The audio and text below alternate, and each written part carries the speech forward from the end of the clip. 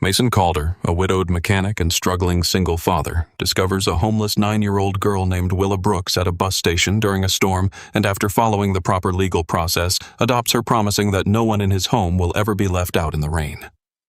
Over the next 15 years, Mason builds Calder Harbor and Rail into a $900 million logistics empire while raising Willa and his son Graham with integrity. Inspired by Mason's lessons about honesty and reading every contract carefully, Willa becomes a lawyer. When corrupt chairman Barton Kingsley and investor Priscilla Van Dorne fabricate evidence accusing Mason of illegally diverting company assets into a trust for Willa to seize control of the company, Willa seemingly disappears while secretly gathering proof. At the crucial court hearing, she arrives with the original trust documents proving the trust was legally created to protect the company from hostile takeovers, not enrich her. She exposes forged evidence, hidden board records, bribery conspiracy, and an attempted payoff to keep her away from court. The judge blocks the takeover, restores Mason's authority, removes the conspirators, and launches fraud investigations. Mason restructures the company with Graham and Willa in leadership, preserving both his empire and the promise that kindness and family are stronger than greed. The rain came down hard over Baltimore that night, the kind of cold spring downpour that turned the harbor into a sheet of hammered iron. Mason Calder had just finished a double shift at the port, and the smell of engine oil and sea salt still clung to his jacket like a second skin. He was 31, then a widower, with grease permanently worked into the creases of his knuckles, and he wanted nothing more than to buy a little food and get home to his son Graham, who was waiting up past his bedtime. Mason walked past the old bus depot with his collar turned up against the wind, his mind already halfway to the small apartment where a boy would run to the door the moment he heard the key. That was when he saw her. A girl, maybe 9 years old, sat curled beneath the depot's cracked awning with her knees pulled to her chest and a torn backpack clutched against her body like the last thing she owned in the world. Her hair was soaked through, her shoes had holes at the toes, and she watched the passing strangers with the guarded stillness of a child who had learned that hoping for help usually cost more than it gave. No one had come for her. No one seemed to be looking. Mason slowed his steps, and something in his chest that had gone quiet since his wife's death began against his will to stir awake. He did not act on impulse because impulse was a luxury poor men could rarely afford. Mason knew that a grown man approaching a lost child in the dark could frighten her worse than the cold. So he kept his distance, crouched a few paces away, and asked her name in the same low voice he used to calm his own son from a nightmare. She told him her name was Willa Brooks, and nothing more. He called the local police from the payphone across the street, and he asked them to send someone from child services, because he wanted every part of this done the right way in the light with nothing hidden. But he did not leave. He bought a carton of warm milk from the all-night counter and a cheap coat from the 24-hour shop on the corner, and he set them both beside her without a word. She did not thank him. Not at first. She only studied the coat and the milk as though they might be a trick. And after a long moment, she asked him a single question that would stay lodged in his heart for the rest of his life. She asked, "Are you coming back?" Mason went still. He knew that question. He had heard it in his own son's voice on the nights he worked late, and he had felt its weight in his own chest as a boy waiting on a porch for a father who never returned. He looked at this soaked, wary, motherless child and understood that she was not asking about tonight. She was asking whether anyone in the entire world would choose to keep her. The months that followed were made of paperwork and patience. Mason submitted to the interviews and the home visits and the endless forms, and slowly he became her legal guardian. And then, in a small county office with fluorescent lights and a tired clerk, her father. He was not rich when he did it. He was not powerful, and he had nothing to prove to anyone watching because no one was watching. He took Willa in for the plainest reason a person can have, which was simple kindness offered at a moment when he himself could barely keep his own head above water. On the day the adoption was finalized, he placed a house key into her small palm and folded her fingers over it. And he told her something she would carry for 15 years. He said, "In this house, nobody gets left out in the rain." That sentence became the promise at the center of everything that came after. Time moved the way it always does, faster than anyone expects. Mason kept his job at the port by day, repairing tractor units and stubborn diesel engines, and by night at the kitchen table under a lamp with a bent shade. He taught himself the business of freight. He noticed what the men in suits never bothered to see, that the whole industry bled money from 1,000 small wounds. Trucks ran empty on their return trips. Cold storage sat idle, waiting on orders that arrived too late.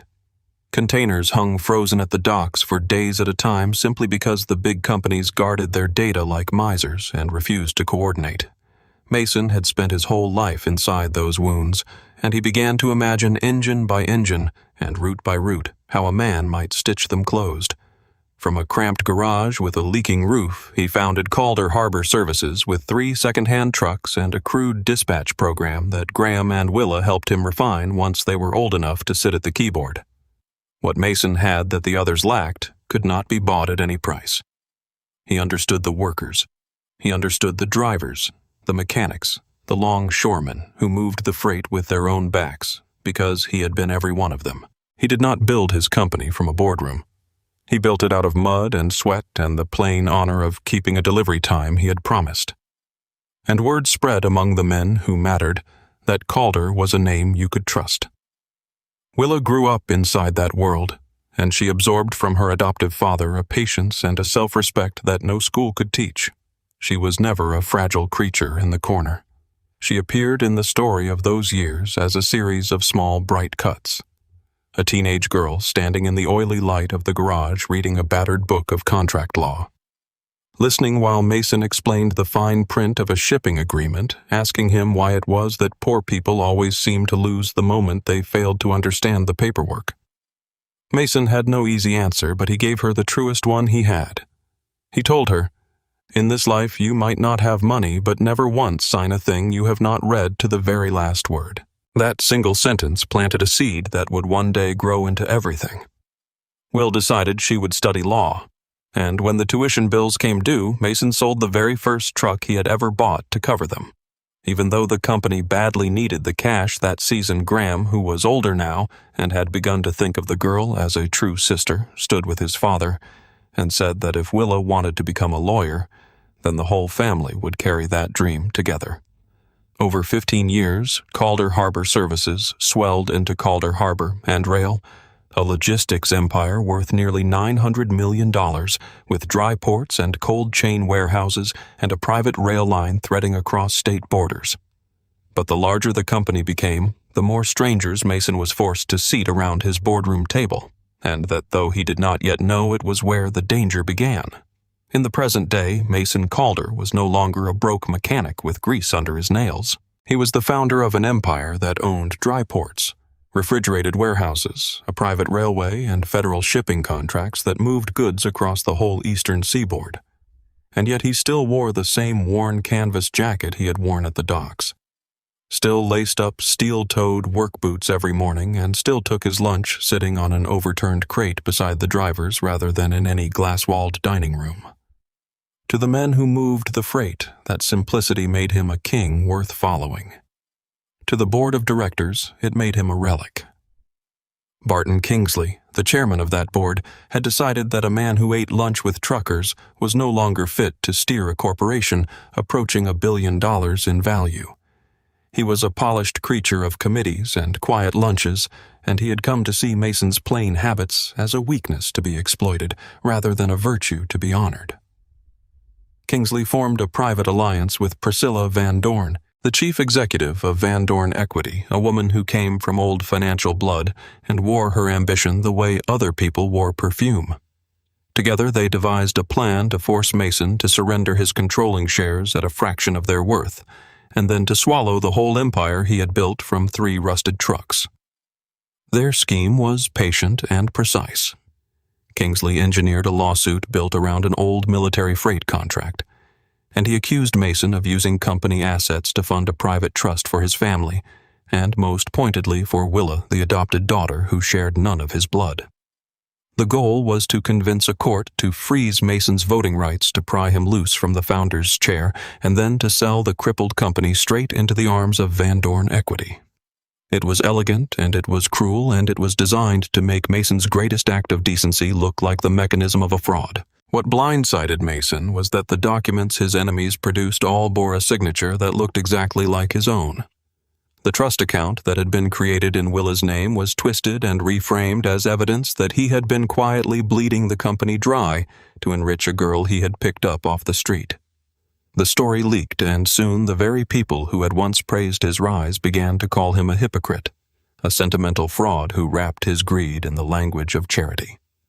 Graham burned to strike back at once, to march into the press and tear the accusations apart. But Mason held him still with a hand on his shoulder and the calm of a man who had survived worse storms.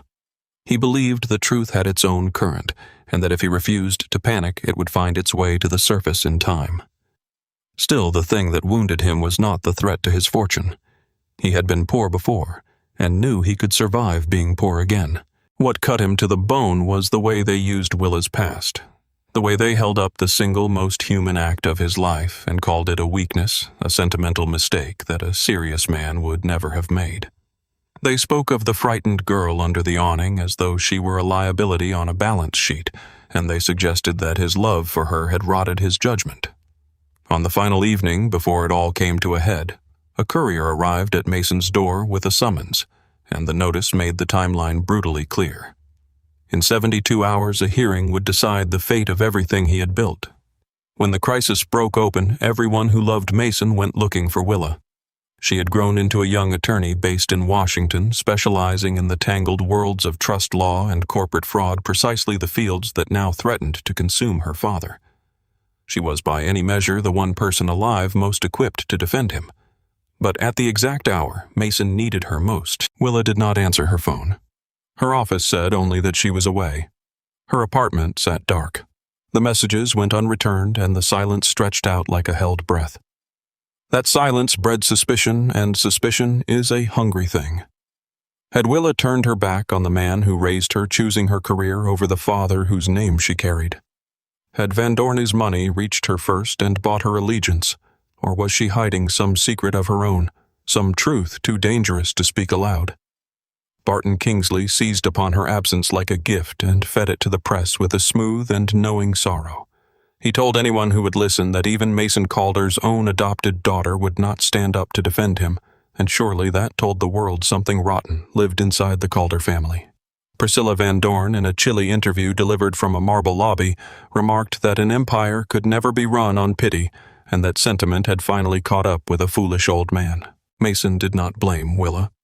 In the quiet of his study, he lifted an old photograph from his desk, a faded picture from a rainy night at a bus depot, and in it a small girl wore the cheap coat he had bought by her, and stood beside a young Graham, smiling so faintly you had to know her to see it. He held the photograph a long time. Then he said to June Holloway, the loyal legal secretary who had stood by him for years, that Willa owed him nothing at all. He had not taken her in so that one day she would repay the debt. He had taken her in because a child was cold and no arithmetic of gratitude had ever entered into it. That refusal to treat love as a loan made Mason larger in that dark hour, not smaller. What no one in Baltimore knew was that Willa had not vanished out of fear or betrayal. She was hundreds of miles away, moving through the dim back rooms of an old law office, hunting for the original of a trust document that June Holloway had once been entrusted to keep safe. And in the course of that search, she had discovered something that changed the entire shape of the accusation. The fund standing in her name was not money that Mason had siphoned out of the company at all. It was a founder's protective trust established long before Calder Harbor and Rail ever went public, built for the express purpose of shielding the company's founding principles from exactly the kind of predators now circling it. Late on the second night, in a records vault thick with dust and the smell of old paper, Willa found what she had come for. It was a sealed archival box, its edges frayed with age, and across the front, in Mason's own careful hand, were written words she read 3 times before she trusted them. The box was labeled, "For Willa Brooks, called her when the court finally asks who owns the promise." She sat down on the cold floor with the box in her lap, and for the first time in 15 years, the frightened girl and the sharp young lawyer became the same person again. The hearing convened in the Federal Commercial Court on a gray morning, and the air inside the chamber was formal and cold and heavy with pressure. Mason sat at the defense table beside a temporary attorney who had inherited a case he did not fully understand.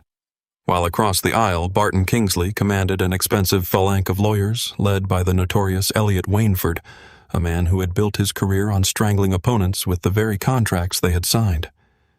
Judge Margaret Ellison presided, a stern and famously unbribable jurist who had thrown wealthier men than Kingsley out of her courtroom, and she asked both sides to make their positions plain.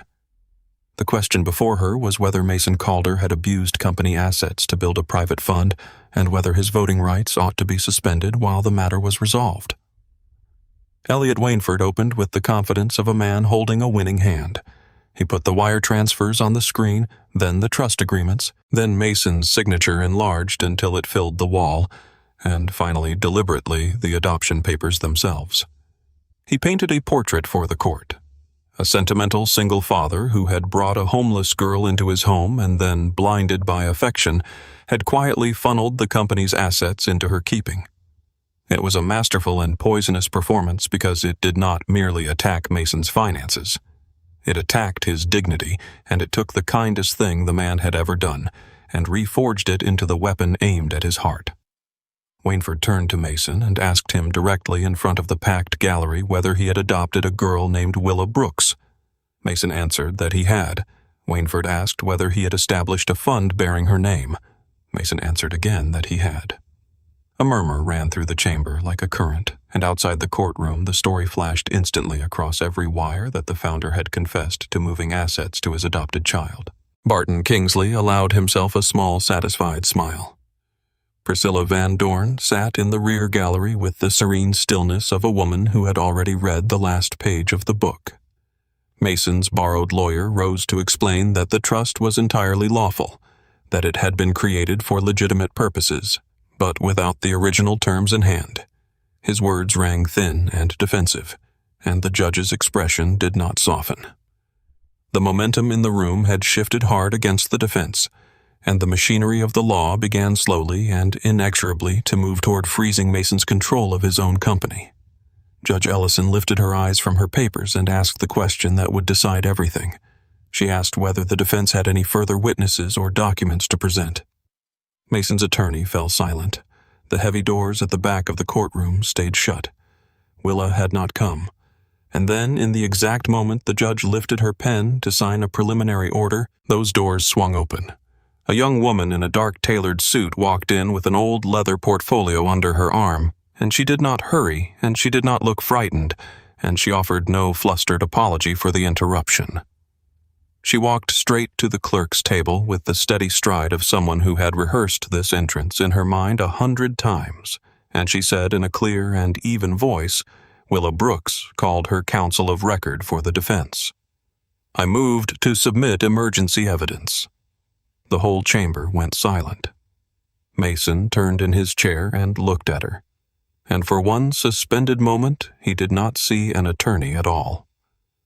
He saw a soaked 9-year-old under a bus depot awning asking whether anyone would ever come back for her. But Willa did not let the emotion of that gaze weaken her. She stood straight, her chin level, her voice steady and professional, and she waited for the court to acknowledge her, the way any officer of the law would wait. Whatever storm of feeling moved beneath her calm surface, she had locked it away behind 15 years of the patience her father had taught her. Elliot Wainford was on his feet at once, objecting that Willa Brooks Calder carried an obvious conflict of interest, being the adopted daughter of the very defendant whose fortune was at stake. Willa answered him without a flicker of heat. She replied that since the plaintiffs had chosen to make her identity and her adoption the very centerpiece of their accusations, she had every right to appear both as a witness to the truth of that trust and as supporting counsel on the matter of its terms. The logic was clean, and it turned Way's own strategy against him, and Judge Ellison, after a long and measured look at both of them, permitted Willa to present a preliminary statement. Willa opened the leather portfolio and drew out the original of the Calder Founders Trust, the document that had been created years before the company ever grew into a corporation. She laid it before the court, and she walked the judge through its plain language. and that language proved something no one on the plaintiff's side wanted proven. Mason had not moved company assets into the hands of his adopted daughter. He had done the opposite. He had placed a portion of his founding shares into a protective trust for the express purpose of stopping the board from ever selling the company in violation of the principles on which it had been built. The fund was not a theft. It was a wall. That was the first reversal, and it landed hard. Willa Brooks Calder was not the secret recipient of stolen money. She was the appointed guardian of the founding shares, the person Mason had chosen to protect the heart of the company in the event that he was ever driven from it by fraud. The girl the plaintiffs had held up as proof of Mason's corruption was by the plain terms of his own document, the one safeguard he had built against exactly the kind of corruption now surrounding him. Willa turned then and looked across the aisle at Barton Kingsley, and she spoke without raising her voice. She said, "The question was never what my father took out of this company. The question is, who is trying to sell what was never theirs to sell?" Will moved to her second piece of evidence, and it was one that Elliot Wainford could not resist mocking. She produced a letter handwritten by Mason on the day her adoption was finalized, and Wainford scoffed openly that a sentimental family note carried no weight in a court of law. But Willa was ready for the sneer. She demonstrated that this letter had not been kept in a drawer as a keepsake. It had been formally attached to the trust documents as the founders' declared statement of intent incorporated by reference into the legal instrument itself, and therefore it spoke with the force of the trust that contained it. She read from it, and the courtroom grew very still. In the letter, Mason had written that he had lost his family once and would not stand by while anyone was left behind, simply because they lacked a great name or a fortune. He had written that he was not establishing the trust to make Willa wealthy, but to protect the company from the sort of men who would one day try to turn it into a machine for their own speculation. And he had written a line that now seemed to reach forward across the years and touch the very room they sat in. He had written that if the board ever used Willa's past as a weapon against the Calder family, that act itself would be the proof that they had betrayed the founding spirit of the company, and the trust's protections were to activate the moment such a betrayal occurred. The chamber was silent in a different way. Now the silence of people who have watched a trap spring shut, but cannot yet tell who stands inside it. The letter was not merely moving. It was load-bearing. It connected directly to a specific clause buried in the founder's trust. A clause that stated plainly that if the board sought to sell controlling shares to a third party by manufacturing a false accusation against the founder, then a reserve voting authority would pass to the guardian of the trust. And the guardian of the trust named in the document years ago was Willa. Elliot Wainford objected furiously that the clause had long since expired, that whatever protection it once offered had lapsed with time. Willa answered by producing the annual renewal filings, each one submitted precisely on schedule every single year by June Holloway. June Holloway was called to the stand, and the old secretary took her oath with the quiet firmness of a woman who had waited a long time to tell the truth. She confirmed that Mason had always kept the trust transparent, that he had reported it fully and filed its renewals without fail. And then she confirmed the thing that turned the whole gallery cold. Barton Kingsley had deliberately hidden those reports from the rest of the board, burying the very documents that would have proven the trust was legitimate, so that when his manufactured lawsuit arrived, no director would remember that Mason had done everything in the open. Across the aisle, Priscilla Van Dorne's composure finally cracked at the edges because she understood before anyone else in the room that if this clause was recognized as valid, her entire acquisition would collapse into dust. Mason watched Willa work, and the pride in his chest was almost more than he could hold, though he held it because that too was something he had taught her. She had not merely come to defend him. She had come carrying everything he had ever tried to give her. The habit of reading a document to its final word, the refusal to break a promise, and the plain iron conviction that powerful people did not get to rewrite the truth simply because they could afford better lawyers than the men they trampled. The child he had sheltered from one storm had grown into the woman now sheltering him from another, and the symmetry of it sat heavy and sweet in his throat. Then Willa stopped defending and began to attack. She was no longer only shielding her father. She set out to prove that the plaintiffs had built the entire lawsuit as an instrument to steal the company outright. She presented a chain of internal messages that passed between Barton Kingsley and Priscilla Van Dorne, and in them the two conspirators spoke with the careless cruelty of people who believed no one would ever read their words aloud. Kingsley had agreed to apply legal pressure in order to drive down the price of Calder Harbor and Rail before Van Dorne Equity made its formal offer to buy. They referred to Mason as the old mechanic with a family weakness, and they referred to Willa herself as the emotional card that could be flipped into a financial accusation. Those words struck Mason like a physical blow, but they also stripped the last mask from the men and women arrayed against him, and the whole courtroom saw at last the coldness beneath the tailored suits. Elliot Wainford scrambled to argue that the messages had been altered, spliced together out of context to deceive the court. Willa was waiting for exactly that objection. She entered the metadata, the digital signatures, and the certification of an independent forensic examiner who had verified every line. Because she had known from the beginning that her opponents would never concede an inch without a fight, and she had built her case impatient, overlapping layers that could not be pulled apart. Then she delivered the blow beneath the blow. Will produced records of a payment routed from a shell company controlled by Van Dorne Equity into a consulting account belonging to Barton Kingsley. The transfer had been labeled with almost laughable arrogance as a strategic advisory fee. But the date of that payment fell on the very same day Kingsley had filed his lawsuit against Mason, and no jury and no judge in the world could believe that timing to be a coincidence.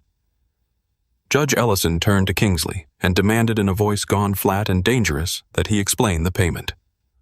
For the first time in the entire proceeding, Barton Kingsley faltered, and the smooth patrician confidence drained out of his face, and he had no answer that would not condemn him.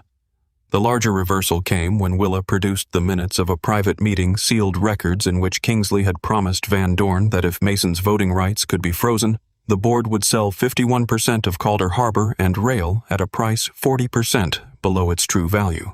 That single fact detonated in the chamber because it revealed that the scheme would not merely rob Mason, it would gut every shareholder, betray every employee, and hand thousands of working families to a buyer who intended to strip the company for parts. Judge Ellison's demeanor shifted visibly toward the defense, and she ordered an immediate halt to any and all transactions involving Van Dorne Equity until the full body of evidence could be examined. Willa faced the gallery and said, "They called my father a man who exploited family sentiment, but it is they who planned to sell thousands of working families into silence just to turn a quiet profit." Priscilla Van Dorne was not a woman who accepted defeat gracefully, and she rose now to fight with the only weapon she had left. She directed her counsel to open a line of questioning aimed squarely at Willa's identity, hoping to shake the young lawyer's credibility and poison her testimony in the eyes of the court. It was a calculated cruelty, an attempt to make Willa's own history the thing that discredited her. And for a moment, the temperature in the room dropped as everyone braced for what was coming. Elliot Wainford led Willa back through the wounds of her childhood one by one. He asked about the nights she had spent homeless, about the fact that she had never known her birth parents, about the tuition Mason had paid to send her through law school. His purpose was transparent. He wanted to cast her as a woman so buried in gratitude that she could not possibly be objective. A debtor testifying to protect the man who owned her loyalty. The pressure grew thick and suffocating, and every eye in the gallery turned toward the young attorney to see whether she would crack. Willa did not crack. She stood perfectly still and let the silence work for her instead of against her. She admitted all of it freely and without shame. She said that Mason had given her a home, a name, an education, and a life, and that she would never pretend otherwise. But then she turned the confession into her sharpest argument. She said that precisely because Mason had given her those things. She understood better than anyone alive the difference between a debt and a promise. A debt is something you repay to be free of it. A promise is something you keep because of who you have chosen to be. She had not come to that courtroom to repay a debt with emotion. She had come because the documents in her hands proved the truth, and the truth needed no gratitude to make it real. Then Willa unveiled the piece of evidence no one had seen coming. Priscilla Van Dorne, she revealed, had attempted to reach her before the hearing ever began. Through an intermediary, Van Dorne had offered Willa a partnership position at a prestigious firm in New York, along with a substantial sum of money on one condition that she simply failed to appear in court. Willa had recorded the entire meeting lawfully and completely in full accordance with the recording statutes of the state where the conversation took place, because the instinct her father had planted in her had told her to protect the truth before she ever tried to use it. The recording was played aloud in the chamber, and the intermediary's voice rang out with a clarity that left no room for doubt.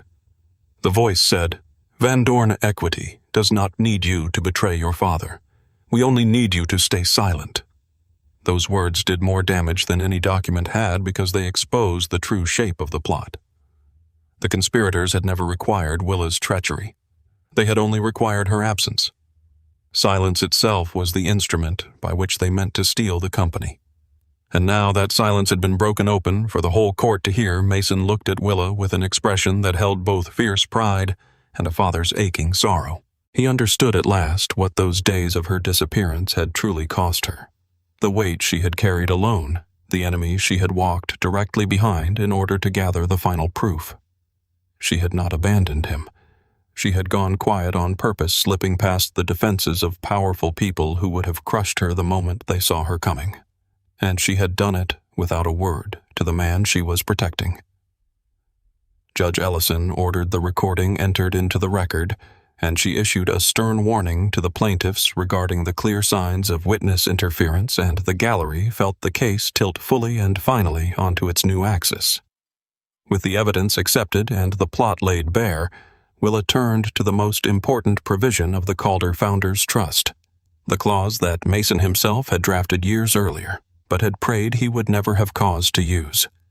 She read it into the record slowly, so that no one could later claim to have misunderstood it. The clause stated that if the founder were ever attacked through a financial accusation tied to his family, and if that accusation were proven to have been manufactured in service of a hostile takeover, then the founding voting authority would pass temporarily to the trust's independent protector. And that protector, named in the document years before, was Willa Brooks Calder, effective once she had come of age and held a license to practice law. The meaning of it swept through the chamber like a change in air pressure. In the very moment Barton Kingsley chose to use Willa as the instrument to destroy Mason, he had unknowingly triggered the legal power that now resided in Willa herself. The weapon they had forged out of her past turned in their hands and became the shield that saved everything. This was the deepest reversal of the entire ordeal, the one that made the gallery gasp aloud because the person the conspirators had dismissed as Mason's fatal weakness turned out to be the single figure holding the key to the survival of his empire. Will moved the court to recognize her temporary voting authority, to freeze the Van Dorne acquisition in its entirety, to suspend Barton Kingsley from any role on the board, and to permit Mason to continue running the company he had founded until the investigation reached its conclusion. Elliot Wainford objected with everything he had left, his voice climbed his arguments growing wilder, but there was no solid ground left beneath his feet, and everyone in the room could hear it. Judge Ellison examined the documents with care, compared the signatures line by line, confirmed the dates on which the trust renewals had been filed, and then declared that the court had more than sufficient grounds to issue an emergency order. The preliminary ruling came down like a hammer, finding its mark. Mason's authority would not be frozen. The sale of the company was suspended at once. Barton Kingsley was removed from every decision touching Calder Harbor and Rail and Willa Brooks. Calder was formally recognized as the protector of the founding voting authority for the duration of the investigation.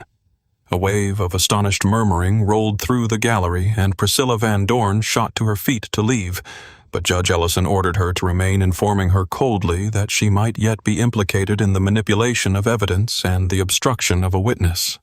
Mason bowed his head not out of weakness, but because he knew his empire had just been saved by the very child who had once asked him whether he would ever come back. After the courtroom emptied, Mason and Willa found each other in the marble corridor outside, and there was no flood of theatrical tears between them because they had both survived far too much to turn this moment into a performance. Mason looked at her for a long while, and finally he spoke the thing that had haunted him for days. He said, "I thought you had gone." Will answered him with the faint, level steadiness he had watched her grow into. She said, "I learned from you. When people build a trap in front of the door, "You find the way in from the back." Her answer told him everything that she had not only been raised by him, but had inherited the very shape of his mind, calm and practical and quiet, and yet relentless in its pursuit of the truth all the way to the bottom. Mason apologized then for allowing her past to be dragged into open court for the way strangers had picked over the hardest years of her life as though they were entries in a ledger. Will told him it was not his fault. People like Barton and Priscilla, she said, always assumed that a person's humble beginnings were a thing that could be used to shame them. But for Willa, her beginnings were something else entirely. They were the proof that she understood more deeply than any of her privileged opponents ever could. The true worth of a roof, a signature, and a promise kept. Graham appeared briefly at the end of the hall and folded his adopted sister into a rough embrace, telling her simply that he had always known she would come, and the small family stood whole for a moment, without any need for further words. Mason asked her why she had not told him her plan before she vanished, why she had let him suffer through those long, silent days, believing he might be alone. Will answered that if he had known, he would have spent every ounce of his strength trying to protect her, and in doing so he might have tipped off their enemies and lost the element of surprise. This time she said she had wanted to be the one who did the protecting. And there, in that plain corridor, the great emotional truth of the whole story finally settled into place. 15 years earlier, Mason had walked into Willa's life at the moment she had no one left in the world. 15 years later, she had walked into a courtroom at the moment he was about to lose everything. Mason looked at her, and his voice was rough when he spoke. He said, "I did not adopt you so that you would save me." And Willa answered him with the words that closed the circle they had drawn together across a decade and a half. She said, "I know, but you taught me never to let families stand alone out in the rain." They stood together in the quiet. After that, a father and a daughter bound by no blood at all and by something that had proven in the end to be far stronger than blood. In the weeks that followed, Calder Harbor and Rail restructured its battered board of directors from the ground up. Barton Kingsley faced a formal investigation for fraud for the manipulation of evidence and for accepting payment from a company tied to Van Dorne equity, and the polished reputation he had spent decades building crumbled in a matter of days. Priscilla Van Dorne lost her acquisition and found herself the subject of a financial inquiry that would follow her for years. Elliot Wainford quietly withdrew from the case, entirely abandoning his clients in a bid to salvage what remained of his own name, which was in its way the most honest thing he had done in the whole affair. Mason returned to the company, but he no longer ran it alone as he once had, because he had learned in the hardest possible way what isolation could cost a man he appointed Graham to oversee technical operations, the domain his son had always loved best. He asked June Holloway to supervise the transparency of the company's records so that no report would ever again be buried in the dark. And he invited Willa to serve as special legal counsel to the founder's trust, not as a family ornament or a symbol of sentiment, but because she had proven herself the one person willing to defend the company from those who would use a contract to break a promise. Willa accepted on the condition that she would answer to the document and to the truth, and to nothing else. Mason called a gathering of the entire company at the very same harbor pier where he had once worked as a young mechanic with grease under his nails and salt in his hair. Standing before the workers, the drivers, the engineers, and the office staff, he told them the short story of a rainy night many years before. He did not tell it to display his own kindness, and he made that plain. He told it to remind every soul standing on that pier that Calder Harbor and Rail had been built upon a single unbreakable principle, that no person would ever be left behind, merely because they lacked power or money or a great and familiar name. Will stood beside him as he spoke.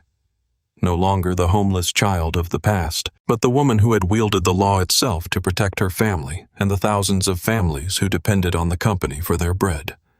The final scene unfolded on an ordinary morning at the pier, with the water bright and the gulls wheeling overhead. Mason watched the long convoys pulling out of the yards, watched the containers rising smoothly onto the waiting ships, watched the private rail line come alive and begin its patient work of carrying the country's goods across the miles. Willa came to stand beside him, and she pressed something small and cold into his palm. It was the old house key, the very key he had once folded into her 9-year-old hand on the night she had no home at all. She had kept it for 15 years. She looked at him, and there was the ghost of a smile in her eyes. She said, "You gave me a key when I had no home. Today I am only giving you back the key to the empire you built." Mason, the worn metal over in his fingers. And then he slipped it into the pocket of the same old canvas jacket he had worn through every season of his life, from the docks to the boardroom and back again. The $900 million empire was still his, restored and safe. But far more than that, the promise he had spoken beneath a leaking awning on a cold and rainy night, the promise that in his house nobody would ever be left out in the rain, remained exactly as whole and unbroken as the day he first made it.